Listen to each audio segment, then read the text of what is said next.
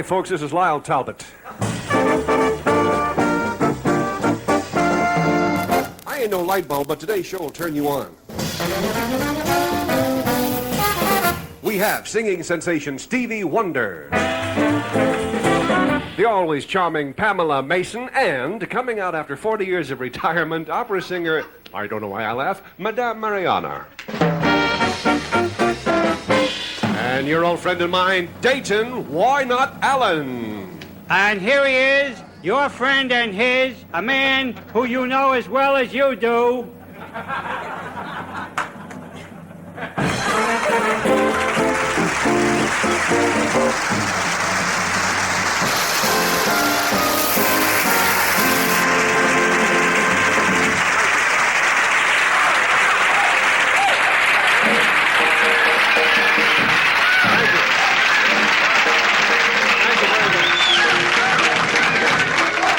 Thank you. We have Dayton Allen with us again. He was on the show a week or so ago, and we got a great deal of comment about what he did on the show. However, we booked him again anyway, and I think you're really going to enjoy him tonight. Let's see what we have in the way of messages from the audience. I am informed by Dean Davidson that there are with us this evening 27 people from the Placentia Presbyterian Church. Where are you folks? Would you...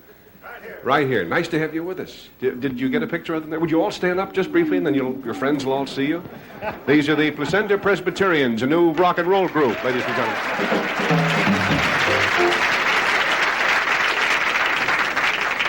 A couple of weeks ago, we had the Bel Air Presbyterians here. They're friends, yeah. All on the same team. Let's see, where is Miriam Kurland of Los Angeles? There she is in a pretty green dress with little white dots. And her dress has them, too. Let's see. She says, Dear Steve, would you like to see a girl with hives? Not just after eating. No, I don't think so. My sister, she says, has them. Yeah, right here. Hi, sister. Would you stand up? Have you really hives? Yeah. Where? I can't show you. I wouldn't dream of asking you. Would it be... permissible for you to tell us? You know, since you know where they are.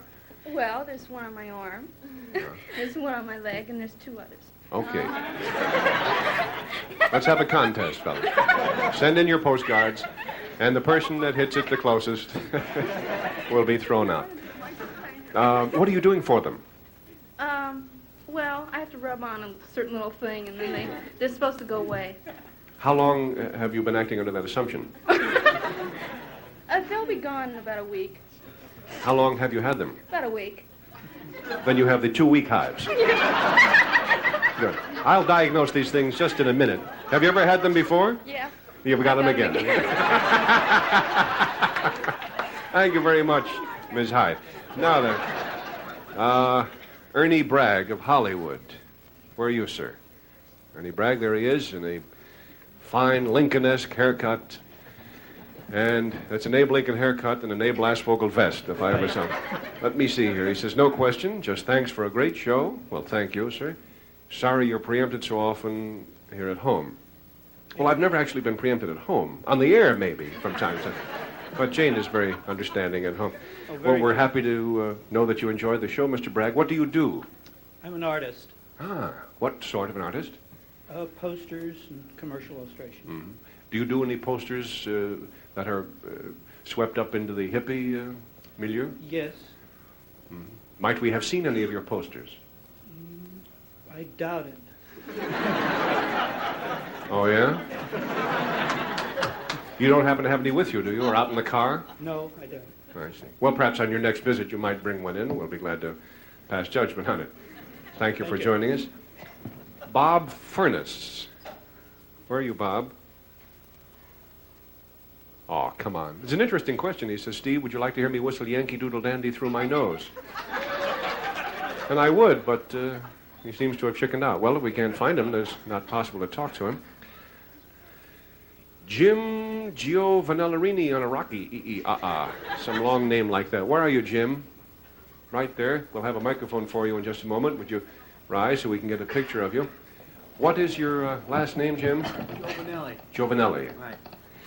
Dear Steve, I would like to know if you would let me say hello to my grandmother, which I haven't seen For over 6 years. 6 years. She is in Chicago ill. Wonder how he means that.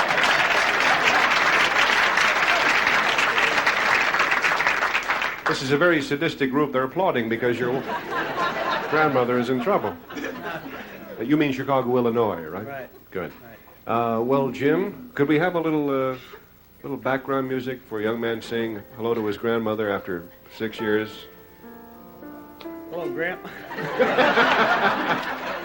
Communicate with her. What would you tell her if you were on the phone? Hello? Hi, Sonny. I heard her voice. What else? What are you doing out there in Hollywood? Right. How's the weather? Pretty good. You don't have too much to say to your grandmother, do you? Well, you've heard of the generation gap, ladies and gentlemen. Here you see it before your very eyes. The young people have nothing to say to the old-timers anymore. Well, Jim, at least your grandmother got to see you, and I hope it didn't come as anything of a shock to her. Okay, thank you. What an odd proposition made by Ed Fairfield of Newport Beach. Ed must have friends. Would you stand up, Ed, wherever you are? There he is in a golfer's jacket. He says, do you want to see a friendly squirrel? It's right there in the white sweater. You are referring to a young lady as a friendly squirrel? What, I can't see her. Oh, the young man. With a turtleneck on. Why do you refer to that young man as a friendly squirrel? That's a nickname. He's kind of squirrely. Is he, you mean he's peculiar, or he makes a face like a Peculiar squirrel? squirrely, yeah. Peculiar squirrely. I see. Let's put the microphone over, if we could, to the young squirrel, the young man, rather. Do you take umbrage, sir? Never before breakfast. Do I take what? At being identified as a squirrel? Not really. What do you do for a living? Outside of double up every few seconds and feel your nose. Not very much, right? How do you support yourself? She works. Is that your girlfriend or your wife? That's my wife. That's your wife. What, are you employed, Mrs. Squirrel? Do you work?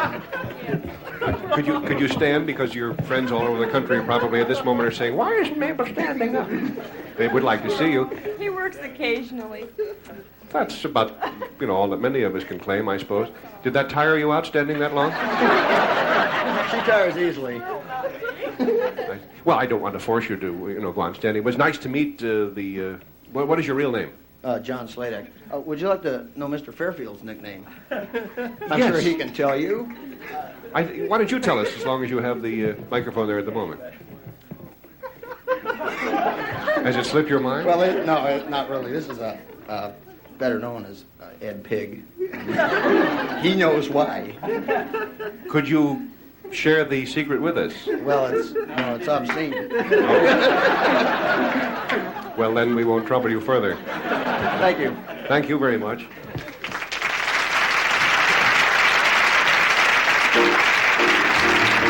We'll be right back. Prizes on this show are chosen from the wonderful selections of merchandise of the well-known E.J. Coley Company, Chicago, Illinois. The E.J. Coley Company is known for its quality and value.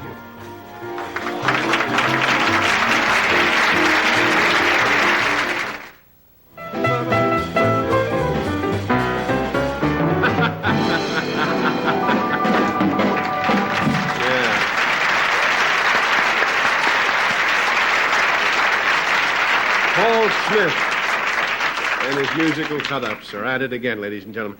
We have now to bring out one of the most interesting conversationalists in radio and television. She has her own radio program, and you've enjoyed her work in television, motion pictures, and that sort of thing. Very charming lady, Miss Pamela Mason. Here she is.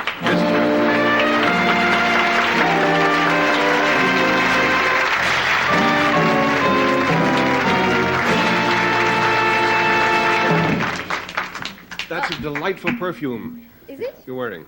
It's a bit of a mixture, I think. I think it started out as one thing and it's ended up with a little bit of bath oil in it. Do you mix perfume? Well, I'm not supposed to, but I use up bottles. I think you're very wise. Yes, I hate to see a nice top on a bottle go to waste, So I pour a remain of something that's in a not very attractive bottle into that, and then somehow get a sort of mixture. I wonder how many people do things of that sort. I wonder how many of you out there would be prepared to admit if you have ever, upon finding yourself with a bottle of, say, very expensive liquor in the house, Oh, have I do somehow that all not the time. thrown the bottle away when it was exhausted, and have, with malice aforethought, malfeasance in office, and unmitigated gall, filled up that expensive, say, Chivas Regal bottle with a $4.29 scotch and put it back on your medicine cabinet. Has it ever happened out there? Yeah. I do that all the time. Nobody can tell. Of course not. Not even me. But I mean, I don't even, when I finish the good bottle, I then finish the bad bottle, and I don't know the difference. Sure. As long as it's coming out the right thing. But I actually brought back 2 empty bottles of Dom Perignon. No, you pronounce it for me. That champagne, the good one. Perignon? Yes, that's the word. It always comes out wrong when I say it. But I got 2 bottles in England, and when they were empty, I brought them back here. Mm-hmm. I told everybody I was going to make lampshades out of them, or lamps, but I didn't. I Wrap them up filled for the dog, maybe. Well, they've got old local Californian champagne in them now.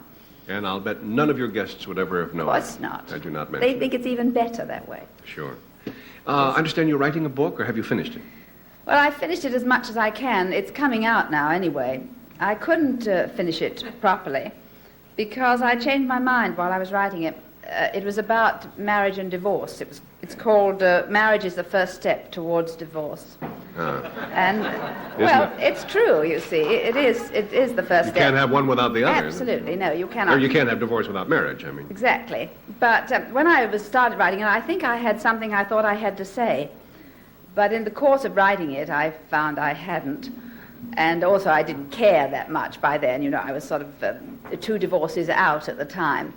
And I thought it was all a rotten shame. But in the course of time, a little bit of writing, and it was all over, and I thought that marriage is okay, and so is divorce, really.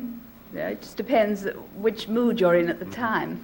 It sometimes does happen that people who have an interesting idea decide to write a book about it and then discover that their entire idea can be amply stated in about 29 pages. Well, less than that. I think I could have said it all in 2 minutes, really, all I had to say. I just had a few nasty, bitter remarks to make about double beds, which I never had one of, so it was very foolish of me to even decide that was the trouble. And a few other sort of snarky remarks, all of which I've forgotten. And I had nothing to say, sort of one joke that was dragged out for 90,000 words. But Cosmopolitan are going to publish it in 10 installments now. Huh. I'm very long-winded about anything, I guess. I sort of spread it out. And the book, you can't really, you've got to have a lot of words to get a proper cover over the book. So to get that, we had to fill it out as much as possible. And there it is. I'm not very proud of it. What's the title of it again? Marriage is the first step towards divorce. I see, yes. It's always difficult to say after event A occurs whether anything that subsequently occurs is attributable to event A or not. Simply because so many other things have occurred either simultaneously or subsequently that it's difficult to, isolate the phenomena. Let's have a contest and see if we can find out what I'm talking about. Now then, another influence to which I understand you have subjected yourself, beneficially I've been told, is hypnosis. Oh, yes, well, I'm mad about that. I think I always did go in for self-hypnosis because I used to write a novel in about 10 days before I could spell at all and before I could punctuate. You mean you forced yourself to do it? No, it was easy then because I didn't know what I was doing wrong. Then gradually I sort of began to realize there was such a thing as a paragraph and a full stop and quotes and all that, and that confused me, and it got more difficult to get into a sort of trance-like state. But then later on I found that I was terrified of flying. I always thought aeroplanes looked so insecure. They still do, I suppose. You don't see why they should stay up. And then, those erector sets little boys play with? Don't you think that most aeroplanes look a bit like they were made with one of those? Under the skin, to some extent, yes. Well, that's what I used to think. And I was afraid to go in one. And as a result, it took me 10 days to get to Europe, and 10 days to get back, which was always all the time we had. 3 weeks I spent traveling. Everybody else got there and stayed there and saw everybody. And it was very inconvenient. And eventually, of course, my ex-husband, who I think you had on this week, Yes. he used to go everywhere without me. And that may have had quite a lot of influence on both of us. And so eventually I got to be, I figured that either I was to spend the rest of my life rotting in Los Angeles, or else I must get over the fear of flying. So you were hypnotized? Yes, I was hypnotized by Arthur Allen just once. And he said to me, you're perfectly conscious while you're under hypnosis, and you hear everything's going on. You hear the phone ringing, the dog barking, and you just don't mind. You don't pay any attention to that. And he said to me silly things like, when you go to the airport next time, you're going to look at all the people who are arriving and all the people who are leaving successfully. And you're not even going to think about the ones that may not arrive. And I was thinking, oh, what nonsense. I'm going to just think about the plane bursting into flames and crashing into the earth and so on, just like I always have. And he said, you're going to think about the pleasure of the blue sky and the clouds. And I was thinking, not at all. I'm going to think about the storms and the electrical storms and things. But I never did again. As soon as I got to the airport next time, I did notice all those endless crowds that had arrived from goodness knows where and were going goodness knows where. And I've never been afraid since. And I've been in planes where other people screamed. I mean, there was a woman in front of me once on the way to New York who had never been in a plane before, and they had one of those little air pockets. It bounced a bit, and some of the dinner went all over the place. And she went berserk, and But her fear was not communicated to you in any way? Not a bit. I got up and got her a bourbon. I got myself one, too. You see, the stewardesses were sitting down at that time. They didn't want to get up and get anything, but she was hysterical, but she calmed down eventually. And it never bothered me again. I love it. I've discovered in discussing hypnosis from time to time publicly that, hard as it may be for many to believe, there are, at this late date, those who don't believe in hypnosis. That can mean many things. Some people don't even believe it exists. They think it's like, magic tricks in a vaudeville show or something. I've had professional hypnotists on the program who have made people do the most fantastic things. For example, on the old Tonight Show, Gene Rayburn, was the announcer. And Gene's a fellow of about average physical condition. He's in good shape for his age, but he's no muscle man. One night, Gene was hypnotized, and a rather classic hypnotic experiment was presented. His body became stiff as a steel, bar, whatever they tell you. And we lifted him up, Skitch and Steve Lawrence and so forth. And we placed his body between two chairs, unsupported by anything except just about an inch or so of the back of his head and about an inch and a half of his rubber heels on his shoes. Now, you can't do that. If you don't believe me, at home right now, get a couple of chairs and try to hold yourself up with just your heels and your head. Forget it. It will not happen. Well, he was like that. Now, that's fantastic enough. Then 3 of us sat on him, and he did not sag. And he's not, as I say, a particularly strong fellow, just an average, healthy specimen. I saw that done to Linda Christian. But the thing is that even after we saw that, I took a little survey, I chatted over, and there were people who didn't believe that they just saw it. They thought we were holding him up with invisible threads or something. They thought it was a stunt. Yes, it's very weird, isn't it, that people can't imagine. Yet, only the other day I read somewhere that a girl had seen a car had collapsed on her father when he got it jacked up. And this girl who weighed about 110 pounds lifted the car right off him. But she doesn't know how she did it, she just did it. Yes, there are many such instances which prove we have more resources than we know how to depend on ordinarily. Yes, we have commercial resources available to us at the moment.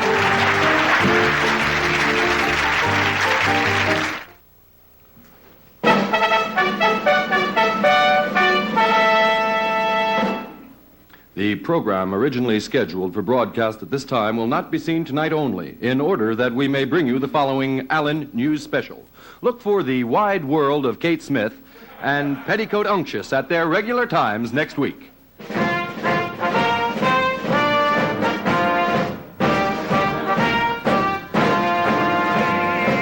With stories of captured spies making news every day, there is increasing concern over the activities of our own espionage agents. Many people claim that I talk stupid. However, many other people claim that the CIA should be under more control from our executive and legislative branches. We never know when authorities might be eavesdropping on us. Why, who's to say at this very moment that my voice is perhaps being picked up through this funny-looking device? Stranger things have happened. In the past year, spies have been discovered in many areas. In England, in France, at the Friars Club, all kinds of places. To understand the intricacies of this problem, we must first look at the overall picture. Unfortunately, I don't happen to have any pictures of my overalls at the moment. That's a digression. Nevertheless, you'll see how it works out. Now, there are many famous spies. There's Agent 007, Agent 86, Agent 99. There are even some more famous than that. In fact, they are so famous, they have unlisted numbers. The Central Intelligence Agency, my friends, has been located in Washington, D.C. since its inception. And it's going to remain there until it finds some intelligence in Washington, D.C. Now, my friends, a good spy in the CIA must know how to be deceptive, how to say one thing and mean another. This ability to deceive has caused much confusion in our nation's capital. It's difficult to tell who's a spy and who's a politician. And now, to help clear up these issues, we have arranged for a special interview. Our remote cameras are set up in Washington for a talk with the head of the CIA, Mr. Dayton Espionage. How do you do, sir? Mr. Espionage? Oh. Just yeah. a second.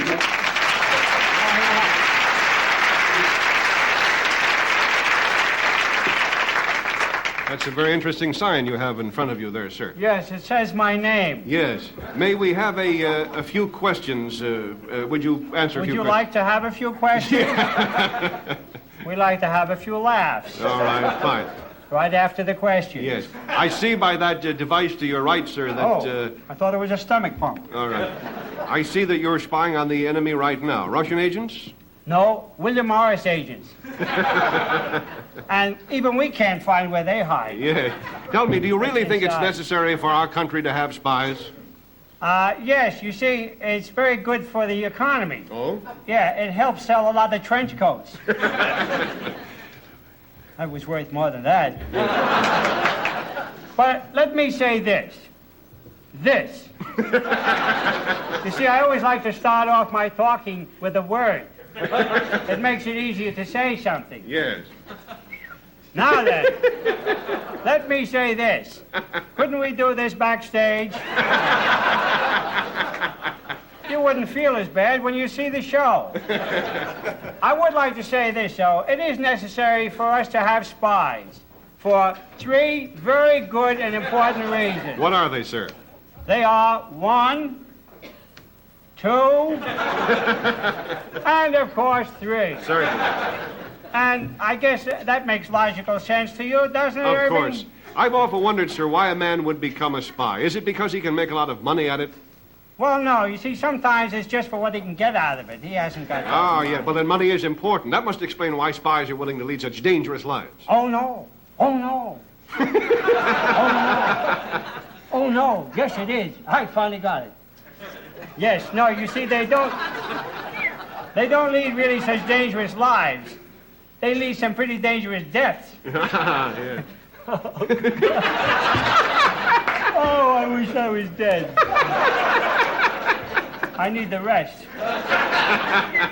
And in addition to money, Yes. spying has its pecuniary and fiscal rewards, too. Very good. Tell me, sir. Come back here, Mr. Espionage. You can't check it out now, sir. You've How got a does lot it- of guts. Yes. We may see him soon. Yes. How does a man, sir, a man who is training to become a spy, learn all the latest espionage techniques of bugging and snooping and so forth? Well, a lot of learning is done by the brain. Did you know that your mind alone can make you smart? Oh, yeah.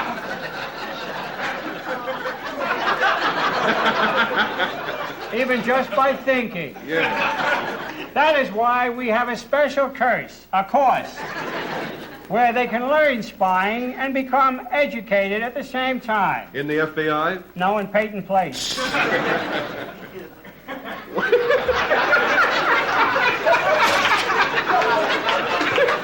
We hear stories of a lot of incredible snooping. I wish we heard a couple right now. A lot of incredible snooping devices, sir. For instance, is it true that you fellas can actually put a radio transmitter inside a martini olive? Well, we can do even better than that. We can put a pimento inside that olive. That is remarkable. Now, since spies keep out of sight most of the time, sir, it's difficult. Yes, I beg your nose. Yes. Since spies keep out of sight most of the time, it's difficult to know how many there are. For instance, how many work in your building? Well, Counting the 6 that we have in the office right now, Yes. I say we have 4. Well, that doesn't sound like many. Why don't you take this opportunity? Just speak How did right that to rate? our... I don't know. Speak right to our viewers around the country. Take this opportunity to recruit some new spies. Good thinking, Norman. Young man, here's a great opportunity to become a famous unknown and work in strange and romantic places, in cold, damp cellars, in occupied territories. No worry about fringe benefits like hospitalization, because once you're recognized,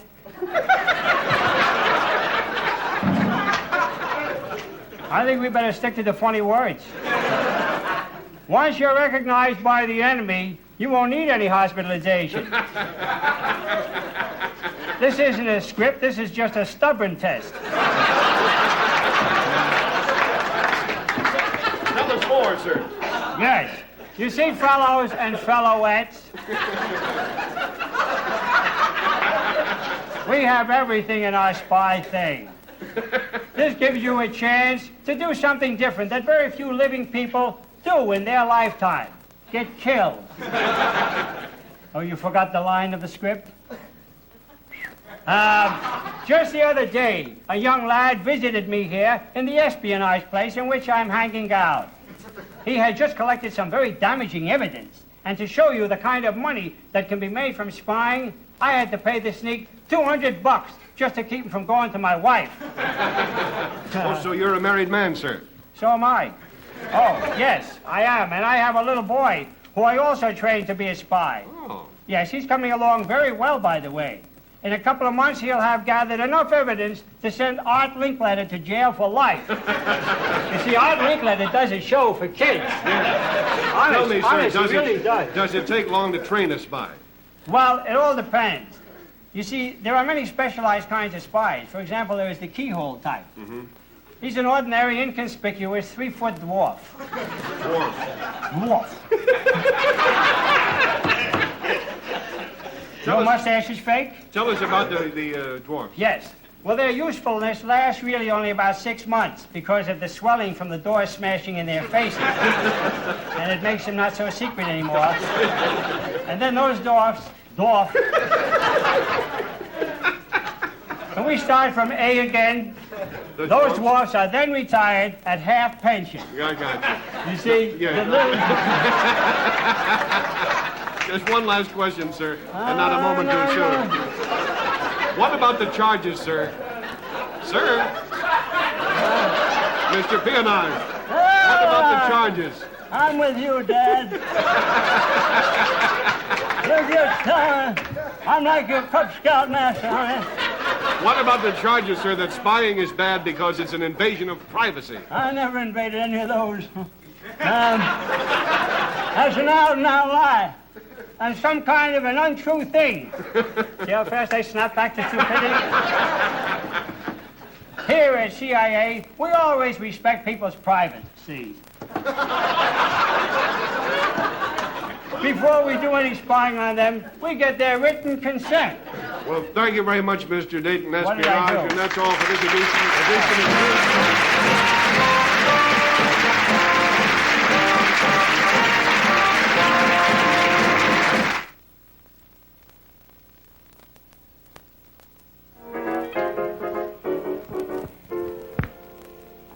We're very honored indeed to have our next guest with us this evening. He's one of the most talented of the young singing stars today. It's our regular custom, as you know, to show you the close-ups of the albums by our various guests. And here is Stevie Wonder's greatest hits. And a lot of the numbers in this collection have been very big hits indeed. I Was Made to Love Her, Uptight, Blowin' in the Wind, and some others. Steve, what are you going to do for us to open with here? Shooby-dooby-dooby-doo-dun-day. I wouldn't be at all surprised. A big hand for Stevie Wonder. Here he is.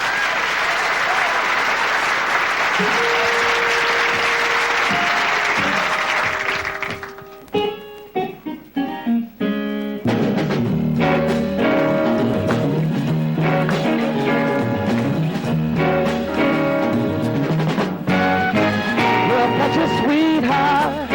She's so faithful. She's so true. Oh, yeah. Her dreams are tumbling, her world is crumbling because of you.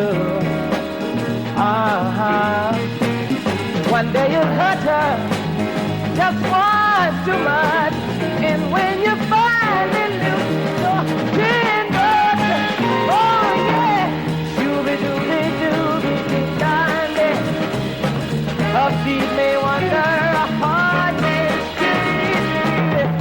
Shooby-dooby-dooby-doo-doo-doo. You're gonna send your baby straight to me. I'm gonna give her some loving in my heart. Hey, I'm gonna patch up every single little dream so much. Understand me, and when she tells you she's gonna stand here, heaven knows I'm gonna be somebody. Surely do me, not say. Come feed me wonder, heart makes crazy. You do me, not say. Not to see your face straight to me. Yeah. And you better listen to me, yeah. Honey, come calling, tears are falling over you. Hey, when you're gone, I'm the one who's gonna rescue. Baby, let's know that man. You're gonna leave now one too many times, and when you come back, that's just gonna be mine. Shooby-dooby-dooby-doo-doo-doo. Oh, make me wonder, heart makes crazy. Shooby-dooby-dooby-doo-doo-doo. You're gonna send baby, back to me.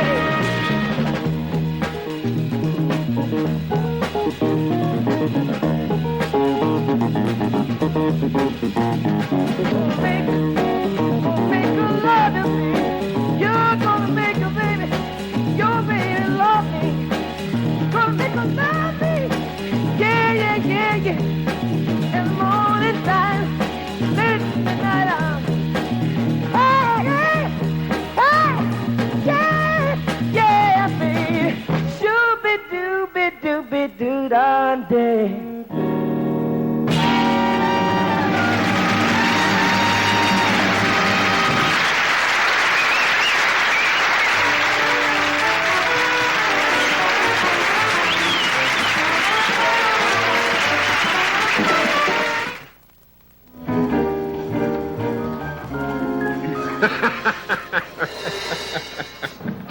They're at it again over there.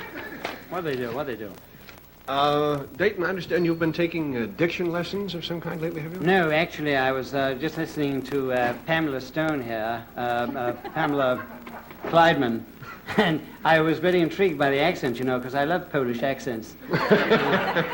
And I was listening to her for quite a while. It reminded me that I'm going back and taking some diction lessons myself, you know. Why? Well, because I seem to slip back every once in a while to some other type. I don't know about this. No, I just threw that in there because I thought it might be useless. But I couldn't help overhearing you, Pam, listening as I was. And But you shouldn't have been, because I wasn't saying anything. I wasn't listening either, but I admit, no, I was backstage. It's very difficult to hear, especially by ear. And but it was very interesting. What did you say? I don't know. Are you from Canada? Good heavens, no. Oh, I thought you had told me you were not. from Canada. No, I'm from Los Angeles. Well, that's like Canada. Hmm? Is it? Well, I thought I'd say something about it. No, but I do a lot of time up in Canada. Oh, you do? Maybe I'm doing a monologue. Will I try it again? Well, we'll make it... Oh, are You're you? from Saginaw? Saginaw, Well, Michigan? No, Detroit. Saginaw, Detroit. No. Are you really from Saginaw? Mm-hmm. Well, that's right near Toronto, if you want to make anything out of that. Is it? No, well, it isn't far from Toronto. How long does it take by plane? By plane? I mean, if you're Saginaw? flying in it. You don't, Huh? you don't want to fly from nowhere. No, Especially going from Saginaw, you don't want to fly.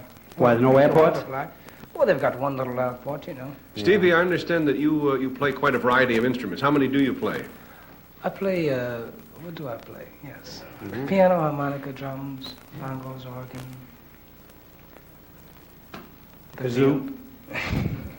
Sometimes if people submit a lyric or a song, complete song, to a vocalist who has his own style, as you do, he finds it possible to make a revision or two of a word here and there, to kind of adapt it to his own style. Do you find that in your experience? Oh, well, yes. For instance, Place in the Sun was written by Ron Miller. And I changed it to a certain extent, but basically it's the same. Mm-hmm. We have to The lyrics are the same. Yes. We have to pause right now for commercial purposes. We'll be right back.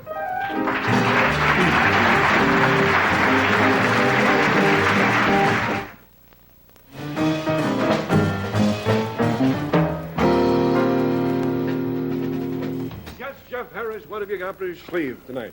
Steve, this is an historic moment. Good, then I'll leave. 40 years ago, a woman opera singer retired. And you've just awakened her. And tonight, she is coming out of retirement on your show. Right here on our stage? Right here. Steve, front I'd of like these you to people? meet Madame Mariana. Thank you.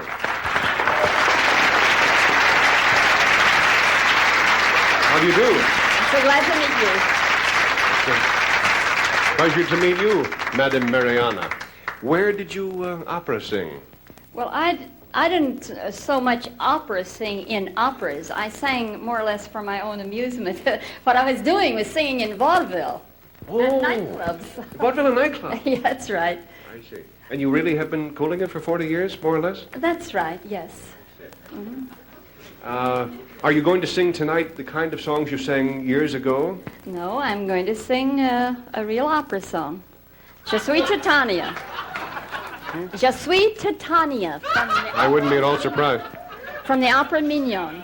Yes. Je suis Titania. That means Titania is a Swedish girl, as you probably have heard. Is this by any chance a gown that has some historic significance in your career? Well, not exactly. I've always liked this style, and so I thought for coming back after all these years, I'd wear something that I've always liked to wear. Well, it's very pretty. For those who don't have color television, it's a lovely sort of a burgundy or a port or a sherry, perhaps. Whatever it is, it's very pretty indeed. You're going to sing now Je suis Titania? Je suis Titania, but I sing it in English. I am Titania. Good. In that case, I'll translate as we go along. Are you going to sing at this microphone? Because you and I are gradually getting off the stage. Me. Oh, fine. Yes. I'll pull that out from under you. And then I'll get over here, and then I'll lower this a little bit. Now, if you'll just kneel down, I think that'll be very... Ladies and gentlemen, Madame Mariana, after 40 years. Yes.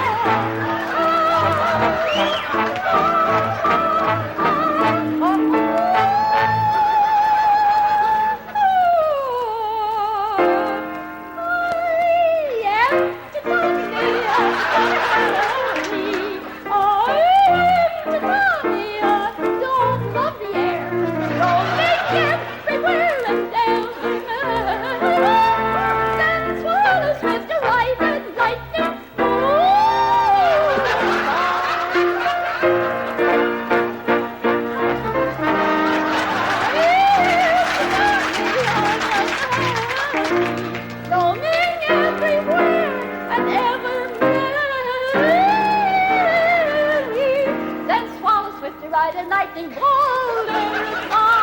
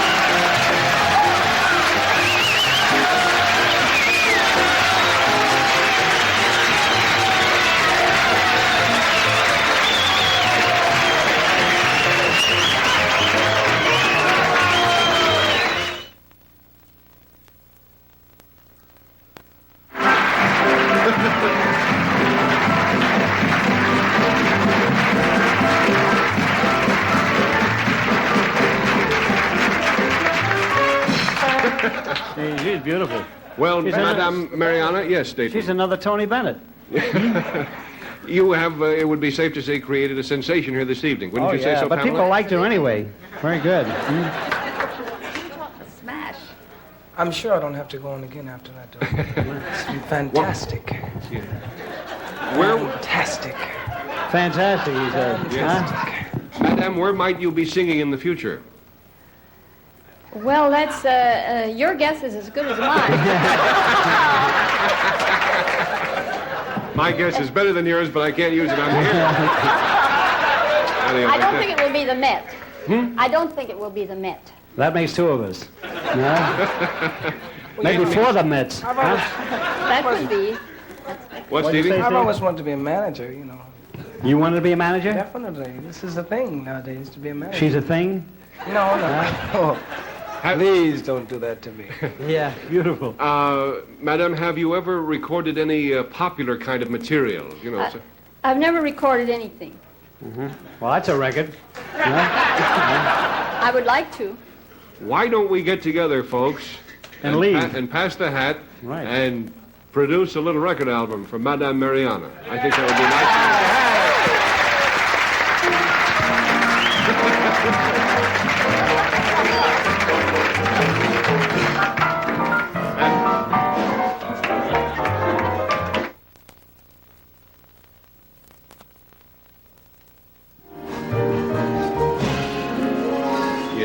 Well, this is the point at which we have to say goodbye to one or two of our stations across the country, those stations that just take 60 minutes. For the rest of us, we have another half hour to go.